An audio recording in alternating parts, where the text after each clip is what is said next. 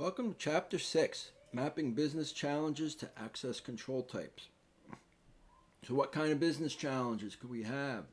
Everything.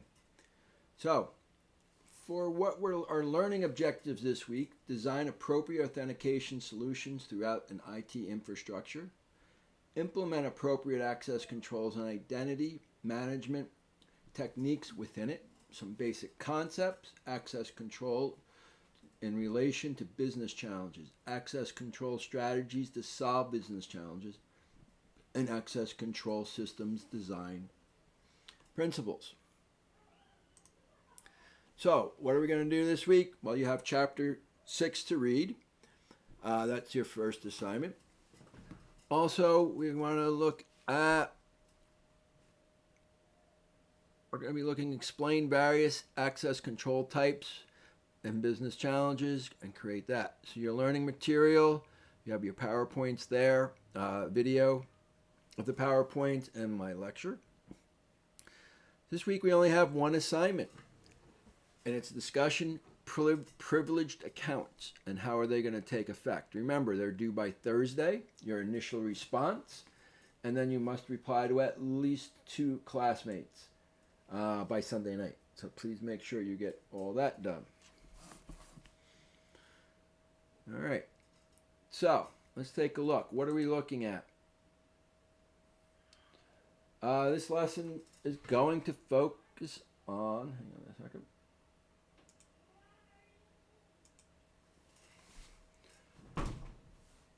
Focus on the concepts related to access controls and the relation to business challenges. You'll first address the types of business challenges that can be solved with access control systems. Then you'll describe the tools and techniques that can be help apply. So, what are we looking at?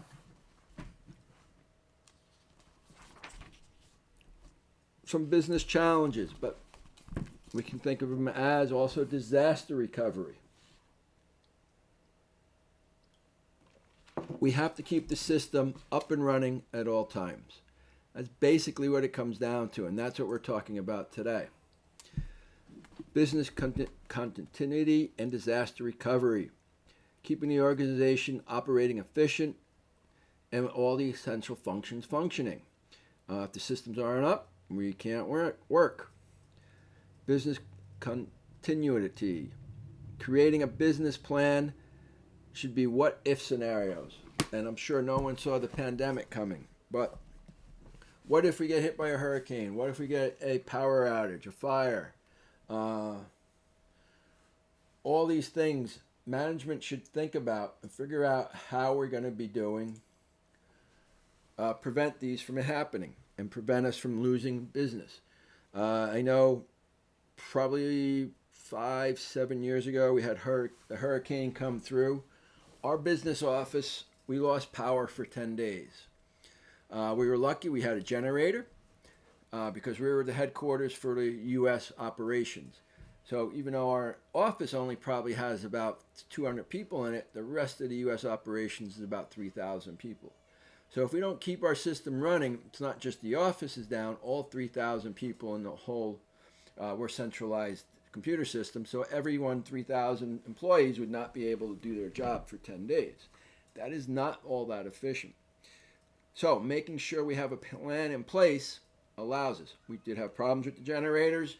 The generators only operated our room, our server room. Did not operate the other offices. It did not operate lights and heat. So our building still got really cold that day, that week. But we have to think about it. Management needs to think about it. What if we lose power? What if a hurricane hits? So these are the things that people have to think about, and we think about them up front.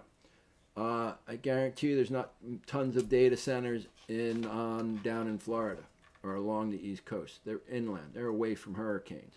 Same token, Hurricane Alley, probably not tons of data centers unless they're small, but all the major companies are building them where it's relatively safe so that we have time to respond to these types of things.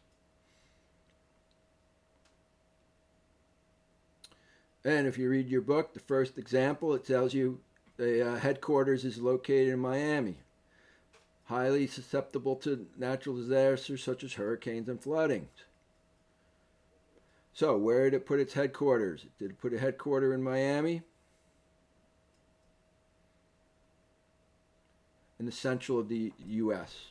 Today's with high-speed internet, it doesn't need to be right next to it.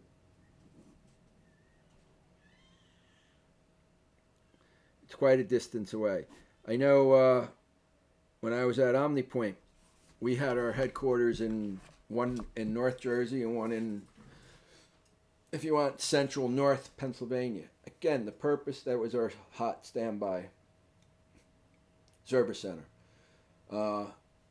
So that we had one, it was drivable to get to both of them. They were probably about 200 miles apart, but they were far enough apart that if a hurricane hit the coast of New Jersey, chances of it hitting Pennsylvania at the same time were slim, and vice versa. Anything coming from the west probably would hit that and not ours.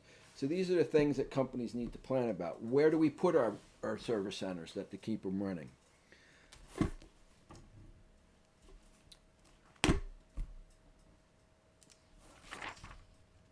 So that's what we want to look at. So what is disaster recovery?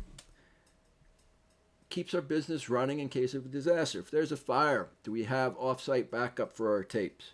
Can we bring it up quickly?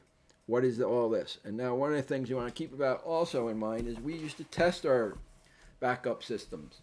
The first time we used it, we had a failure. We went to the tape did not work. There was a glitch in it. So after that incident, we started making sure we did data recovery every couple of months or a year to make sure that every tape we had in rotation would work on recovery. Because we got to make sure we got to have access to everything that's going on.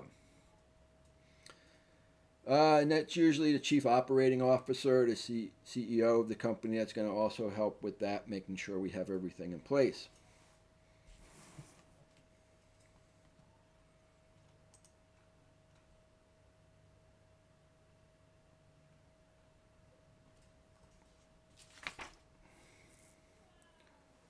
So what are we looking at?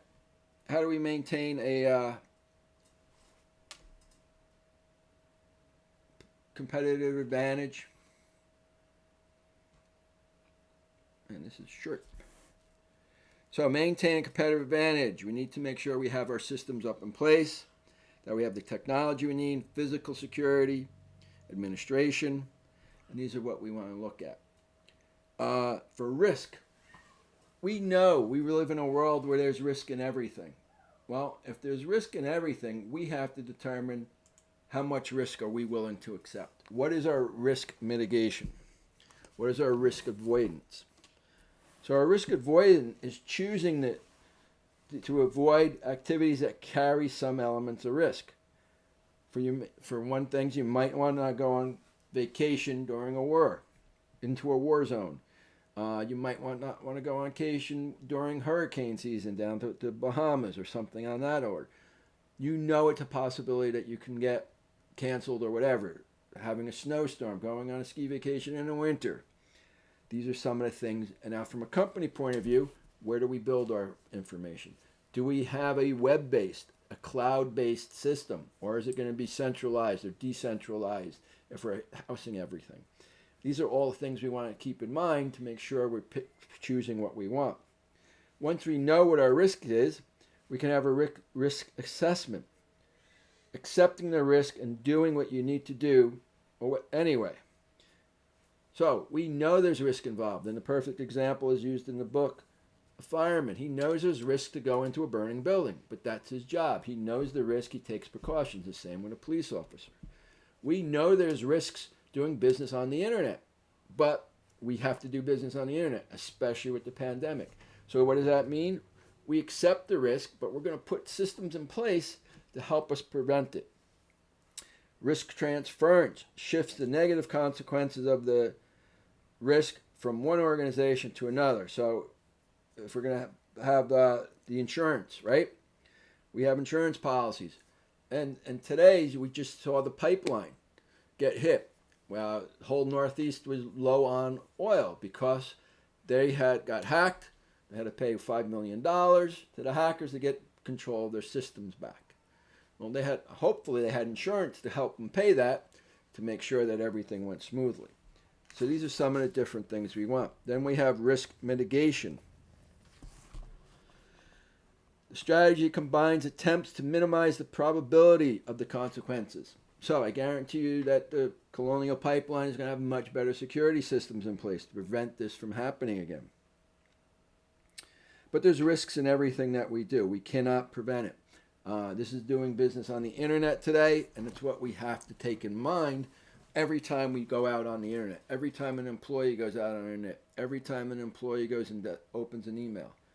There's risk. So we need to make sure we have systems in place that prevent that from happening to us, to prevent worms and viruses getting into our systems. So threats and threat mitigation. Any organization faces the types of threat in the IT infrastructure. The goal is to access it and mitigate it as much as possible. Confidentiality ensures that private, sensitive information is not disclosed. Integrity ensures the data has not been modified. And availability ensures the information is available when the people need it. See, this is what a good access control system does for us. It helps us keep everything when we need it, keeps out the intruders. And we have vulnerabilities. So what are some vulnerabilities and weaknesses? The systems can be exploited. Each system has vulnerabilities. These are part of the coding. This is why we test it and we make sure that we're good. But the operating system has vulnerabilities in it, right? Operation can be vulnerable to a variety of threats, including viruses and malware. Applications can introduce vulnerabilities into the system through design flaws in applications itself that bugs to the program. Users are probably the biggest one, as we talked about already, vulnerable to social engineering, insecure password practices. Training and policies help us prevent that. So these are some of the things we want to do. So what are some of the areas we want to look at? Solving business challenges with access strategies. Users, they are generally the individuals who need access to the resources. So we need to help make sure they have it. Applications. Applications often need access to the operating system to run correctly, reading and writing from files and hard drives, and we have to make sure we have that. Network devices. A proxy on one network will often request one from another. So these are some of the things that we need to do. So our infrastructure, we should make sure we have the proper rights for everything. Groups and roles, we talked about that 2 weeks ago. Employees with access to system data. We talked about the role-based accessing, who has what, and that's another thing we need to keep in mind. Even non-essential data should be stored under some level of access control. For example, the company's newsletter shouldn't be open to the world. It should be open only to employees that need to see it, and third parties through an intranet. And who needs the access to these? Who needs access to what? Like I said, we have policies and procedures in place. We talked about that last week on how all this comes together. So we want to make sure that if in the finance area, if we have an accounting group for accounts payable and accounts receivable, that the two do not have the same access to each other's files. We keep them separate. If you're in an accounts receivable department, you can only see accounts receivable. If you're accounts payable, you're only accounts payable. You don't want to be able to have people cross-reference, especially those two departments. Now, the manager would have access to both as long as the manager oversaw both. If you had two different managers, each manager, again, would only have access to the ones that they would need. And this helps prevent cross-contamination and anybody getting into any kinds of trouble. And that's the purpose of the groups and roles. Who has access to from third party? You know, if we're working on a project, we might have to hire a third-party programmer to come in. What access do they have? As a general, they should have the minimal access that we can give them and able to function through the job. But sometimes they're going to need higher levels, such as to databases and higher levels in order to do the area that they need. Anyone with access to sensitive information, sensitive data, Should make sure that we have gone through the proper procedures, that we have regulatory compliance, that we have the privacy issues stationed out, that nothing's going to be questioned, and we have all the proper paperwork from the managers and upper managers if needed. So, technical strategies to keep in mind as we're going through. Discretionary access control. DAC is the access control system where rights are assigned by the owner of the resource. MAC, or mandatory access control, is the access control system where rights are assigned by the central authority. Role-based access control is the systems where are assigned by based users. And automated access control, all accounts should be reviewed periodically to ensure that they still need access to that data. The other thing we want to keep in mind is separation of privileges. Is designed to ensure that if attackers compromise their systems, that they will only have access to limited data. They're not going to have access to everything. So sometimes it can compartmentalize, making sure that they have it, using the least privileges. So someone, as you know, the perfect example, accounts payable, accounts receivable, they only have access to one. They don't have the upper levels where they can see everything. So these are some of the things that we want to look at. Common rules, administration. Administrators should not have root rights. That should be kept as a separate password. And we should never log in as administrator unless we're doing administrator's work in case anything is compromised. That should be part of the rules. We also should only have a need to know. Users should only have information that they need to know about, nothing higher. Input-output controls are dedicated users' ability to interact with devices. Input controls dedicate how they're going to output controls. Access control. Least privileges we talked about. Least common mechanism. These are the areas that we were just discussing.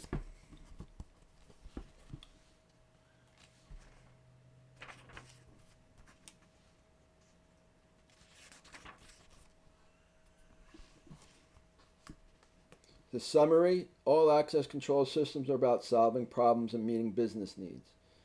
In order to do this effectively, you need to be familiar with the variety of access control types and understand how to map those types to various business challenges. Understanding how access control systems used in the railroad could be integrated with the information that we need. So that was it for chapter 6. Have a wonderful day.